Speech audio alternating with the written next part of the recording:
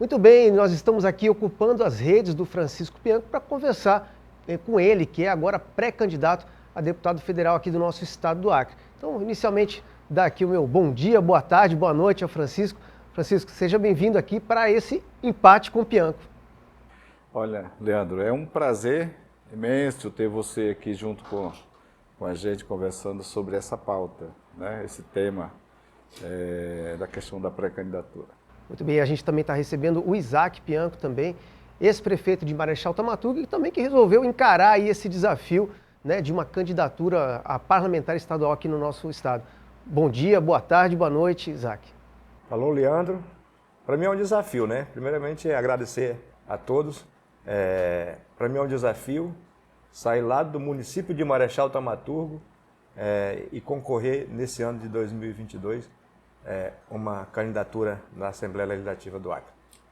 Muito bem, e olha, a gente está passando aqui um momento muito difícil no nosso país, para quem acompanha aí as questões ambientais, as questões indígenas, a gente tem percebido como está sendo difícil, o tanto de ataques que estão recebendo, né?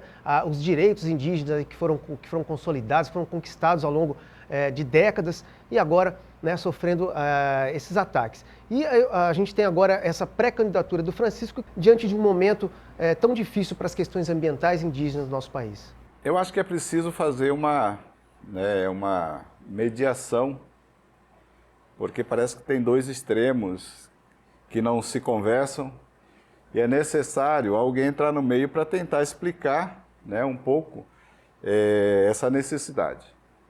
Muitas vezes eu vejo que é falta de aceitar o outro, às vezes é falta de entender o outro, aí esses conflitos começam. Não se pode pensar a Amazônia, botar a Amazônia como um impedimento para o desenvolvimento. Não pode pensar os povos da floresta, as cidades que estão na floresta, como atrasadas, sem conhecer, né, a fundo o que tem dentro dessa floresta, o que está por trás dessas cidades, as oportunidades que tem. O mundo inteiro, né, debate isso, né, e aponta, né, inclusive caminhos, já estudos que apontam que aqui a gente tem um potencial muito grande, né?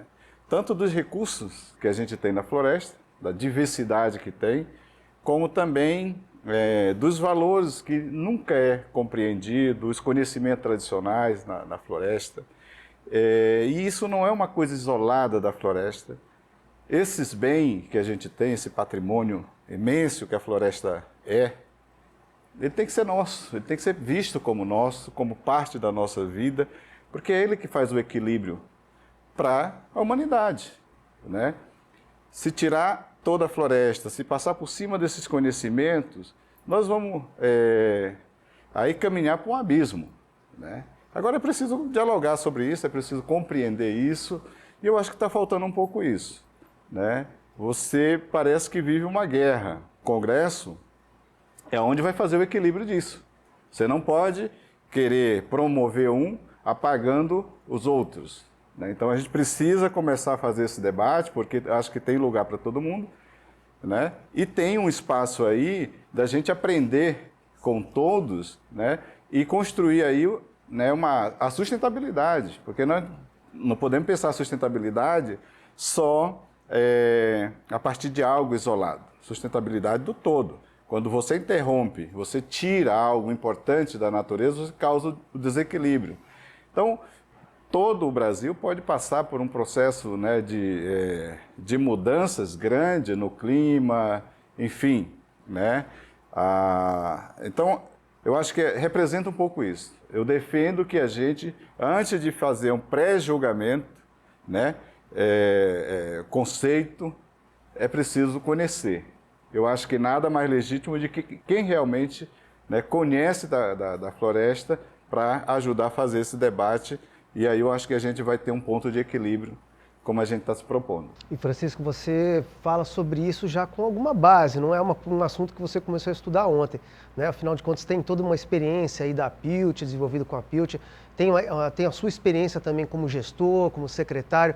Conta um pouquinho para a gente dessas experiências, como que isso pode agregar num possível mandato de deputado federal. De que forma você pode trazer essa experiência para trazer uma luz para essas questões?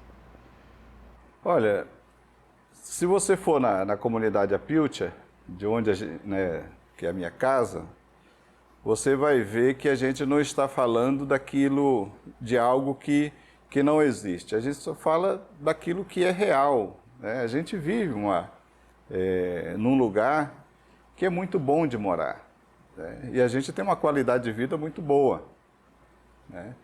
Às vezes me incomoda até quando alguém fica falando que as pessoas que estão na floresta são muito pobres e começa, né, a falar, estão falando de coisas que não conhecem, né? Então a nossa experiência, e também tenho trabalhado para que isso não me torne uma pessoa revoltada, uma pessoa que se isole, porque alguém está vendo a gente dessa maneira, né? Como pobres. E não é isso a realidade. A gente tem muita segurança do que a gente é, do que a gente faz, e temos vivido toda a vida trabalhando para explicar de que essa diversidade precisa ser conhecida com, né, com os seus valores, com o seu jeito próprio. Cada organização, cada estrutura social é preciso ser compreendida. Porque às vezes aquilo que eu considero como riqueza, para mim, não é para você. E nem por isso a gente tem que ficar num debate de menosprezar alguém. Eu acho que é esse equilíbrio que precisa fazer. E nós temos trabalhado muito. Muitas vezes a gente que está dentro da floresta, que vem de uma comunidade como a nossa, as pessoas que estão no perímetro urbano, as pessoas que estão mais na política, também faz um julgamento sobre nós, que estamos lá, dizendo que a gente não sabe nada, a gente não entende nada de desenvolvimento, a gente não compreende, a gente é atrasado. Pelo contrário, nós temos uma relação com o mundo todo. A gente debate participa dos maiores eventos do mundo, discutindo as questões globais. Então a gente não está ilhado ali. Hoje a gente tem acesso, a gente discute, acompanha tudo o que acontece na Assembleia Legislativa do Acre, a gente tem condições de acompanhar de lá, a gente assiste, né, o que acontece no Congresso Nacional, a gente assiste o que acontece no mundo através da internet. Então não tem mais um lugar isolado, entendeu? Não tem mais essa dificuldade. Então esse avanço permite, né, com que a gente possa ir avaliando, inclusive aprendendo nesses debates, a nos, né, se preparar para dialogar com essas dificuldades que as pessoas têm. Nós temos certeza de que a gente conhece muito da floresta, conhece muito da cidade e estamos muito bem preparados para discutir essas questões. A gente não vai, isso já é uma linha de trabalho nossa, de crescer levando os outros e não tirando os outros do meio para poder... Porque o mundo não é só para uma classe social, não é só para um povo, é para todos. A natureza nos ensina a ser dessa maneira. Por isso que eu acho que essa, né, tese de que os índios estão atrasados, que não sabem de nada, não conhecem, está totalmente equivocada. A gente sabe muito bem aonde está pisando, e o Brasil que a gente vive, e o mundo, que é o planeta, é a nossa casa. Olha, a gente tem uma experiência de gestão interessante, né, de um indígena que é o Isaac Pião, que foi prefeito de Marechal Thaumaturgo, que conseguiu inclusive a reeleição. Isaac, conta pra gente, aliás, o Isaac também professor também, né, além disso tudo, primeiramente professor. Isaac, conta um pouquinho pra gente como é que foi essa experiência, né, tão interessante de ter um indígena eleito com voto, inclusive dos não indígenas, né, para a prefeitura lá de Marechal Thaumaturgo, e essa experiência de estar à frente de uma gestão municipal. Bom, Leandro, assim, eu pegando essa fala que você fez com o Francisco, ela é uma pergunta muito importante, porque nós não podemos valorizar o que é nosso se a gente não conhecer o que é nosso. Nós não podemos competir com os Estados Unidos, com a Europa, aquilo que é deles. Nós temos que competir com o que é nosso, né? Nós temos que conhecer o que nós temos de riqueza, de valores culturais, né? De diversidade de planta, de animais. Nós temos que conhecer essa diversidade. Para isso, nós temos que investir em universidade, estudos específicos que possa valorizar mais o conhecimento dessa população que aqui vive na Amazônia. Nós estamos falando de diversos territórios, nós temos um mosaico de território muito importante para o mundo, aonde as próprias pessoas que aqui vivem ainda não dominam. E que nós temos o governo brasileiro, o governo do Estado, tem que abrir um debate, um discurso com a Assembleia Legislativa dos estados, os vereadores, prefeitos dos municípios, para que a gente possa criar um debate em torno dessas políticas, valorizando, ouvindo as pessoas que ali vivem. Historicamente, tem pessoas que têm 80 anos, 100 anos, que vivem nessa Amazônia, nessas comunidades, nesses territórios, e que muitas das vezes são iludidos por algumas coisas que não é o necessário para a subsistência, para a autonomia. Então, como prefeito em Marechal Thaumaturgo, eu procurei desenvolver um trabalho que fosse de forma coletiva, não pregar o assistencialismo nas pessoas, nas famílias. Procurei dar a oportunidade de executar os bens de forma coletiva para a sociedade, estruturando os espaços, estruturando as políticas públicas, a educação, saúde, as infraestruturas do nosso município, inclusive fortaleci a questão da agricultura familiar, comprando esses produtos, para distribuir nas escolas do nosso município. Então, é uma experiência muito boa, uma experiência que hoje, Marechal Thaumaturgo, a gente precisa, a continuidade disso, para que a população possa chegar, de fato, no processo de instituições, através das associações cooperativas, para que elas abracem essas questões, para poder a gente avançar no nosso processo. Porque não é só o governo municipal, estadual, que pode fazer isso. Também as associações, as cooperativas, também são responsáveis. Mas para isso nós temos que criar esse debate. Então, eu acho que a minha experiência visualizou como é o município, como é o Estado e as políticas do governo federal para esse território. Então, nós precisamos aí crescer esse debate, e esse debate não é nada mais, nada menos. Ele tem que ser conduzido pelas próprias pessoas que habitam, o que habitaram, que conhecem a história do Acre.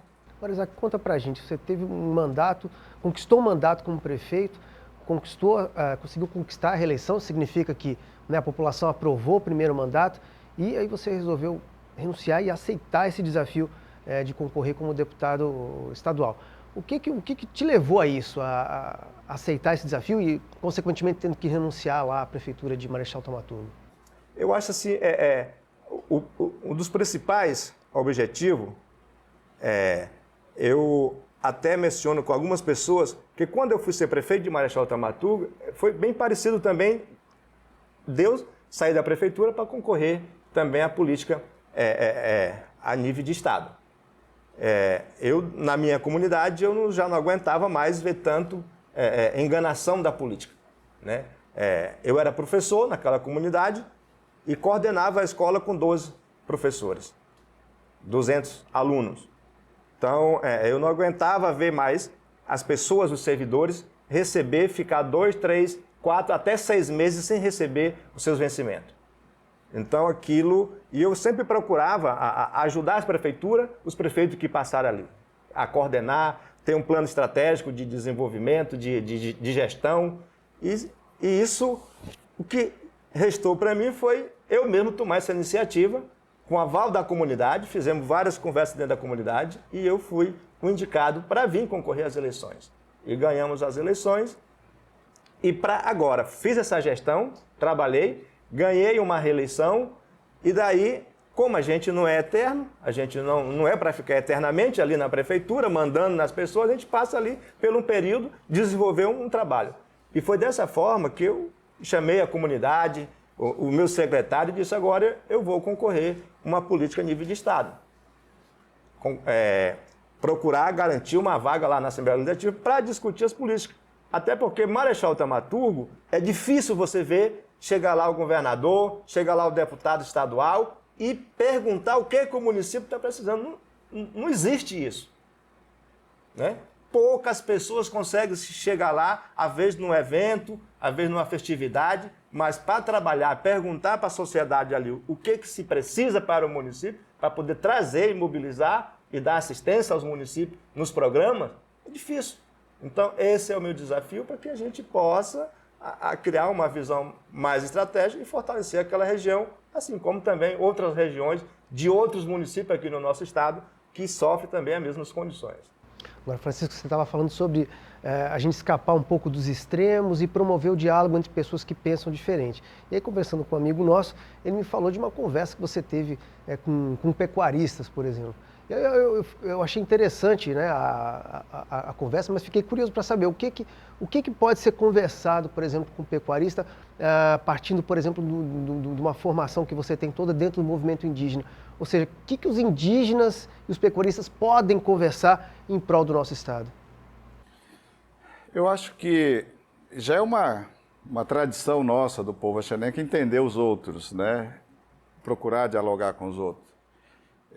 Eu acho que assim a gente vai ajustando, porque talvez eles tenham a mesma necessidade que a gente tem também, que é uma luta para viver nesse lugar, que não é fácil.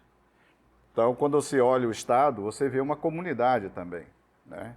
Você vê as comunidades, as cidades dentro do Acre, já tem estudos que apontam de que as cidades da Amazônia, a população da cidade urbana, elas 70%, 80% é uma porcentagem muito grande de pessoas que desconhecem o lugar que eles estão, da Amazônia que eles têm. Às vezes, gente de fora conhece mais. Então, nesse olhar de olhar o Acre como uma comunidade, a gente consegue entender que tem que conversar com todos, né? E muitas vezes, esse não conversar, você fica trabalhando em choque com esses segmentos, né? E eu não tenho nenhuma dificuldade disso. Eu fui procurado, assim, poxa, como é que vocês pensam sobre nós? Porque nós somos vistos como o inimigo da floresta, estamos acabando. Hoje, todos nós sabemos que dá para se criar em harmonia também com essas questões ambiental, social, desses outros, né, dessas populações da floresta, né? Então, basta sentar e discutir a melhor forma. Não dá para você fazer uma pecuária. Hoje tem tecnologia para você aproveitar todos os espaços já alterados, investir e continuar aumentando a sua criação, o seu rebanho, sem precisar desmatar. Então, vamos esgotar isso? Esse é um caminho. Até que a gente se prepare para saber se essa atividade é necessário avançar para dentro da floresta ou encontrar outras, porque não é assim que deve pensar, entendeu? Você fazer uma monocultura nesse espaço para atender o mercado lá fora, passar por cima de quem está aqui. Mas se o pecuarista entender, dialogar com a gente, entender isso, ele vai deixar de ser um inimigo nosso, ele vai ser uma pessoa que também vai lutar pela sustentabilidade. Então, acho que essas conversas é possível fazer. E essa procura foi muito nesse sentido, porque eles, inclusive, reclamaram. Tem muita gente que vem de fora, vem aqui comprar terra, vem aqui detonar, e a gente fica pagando um preço alto nos índices hoje do desmatamento. Isso não pode ter trazido, né? Isso pode ser feito, pode ter sido causado por quem está aqui, mas pode ser causado por quem está de fora. Então, acho que é um debate bem interessante. Eu nunca tinha conversado, como eu também, se tiver que conversar com o madeireiro, porque eu acho que as regras são muito claras. Se você, as leis diz como é que tem que fazer. Se você seguir, né, todo mundo vai estar respeitado, esse diálogo é sadio, tem que fazer. Agora, quando se trata de você fazer por fora da lei, daquilo que é orientado, fora de um estudo, de uma pesquisa, você vai detonando o outro, vai atropelando o outro, aí está errado. Então, tudo isso é possível conversar. Eu acho que tudo que é feito de maneira errada, ilegal, que não está de acordo com o estudo de viabilidade das coisas para garantir a sustentabilidade, você vai detonar e todo mundo vai perder. Bom, então para a gente encerrar esse primeiro programa aí, Empate com o Pianco, eu gostaria de passar a palavra mais uma vez para os Pianco, né? Isaac e Francisco, para fazerem as suas considerações sobre os assuntos aí que a gente está começando a abordar aqui. Bom, da minha parte eu entendo que nós vamos conversar muito ainda, né? Tem muitas coisas para conversar, é o início de um trabalho que a gente está fazendo. E eu gosto de entender o outro, gosto de procurar ouvir, porque assim é a nossa cultura, né? Não dá para você ficar se fechando e achar que a gente tem toda a razão do mundo e os outros não sabem nada. Eu acho que esse é um jeito errado. Então, vamos precisar conversar bastante. Eu acho que nós temos muito que contribuir com o estado do Acre, né? Não só com o estado do Acre, mas também com essa diversidade que o Acre tem. E esse debate, para que a gente possa expressar o que nós pensamos, vai ajudar muito a esclarecer, até para unir as populações, unir o Estado, aquilo que é do bem comum, né? Então, eu acho que nós temos aquilo que é específico de cada território, de cada população, mas aquilo que é comum de todos. Então, eu acho que nós temos muito o que contribuir com o Estado.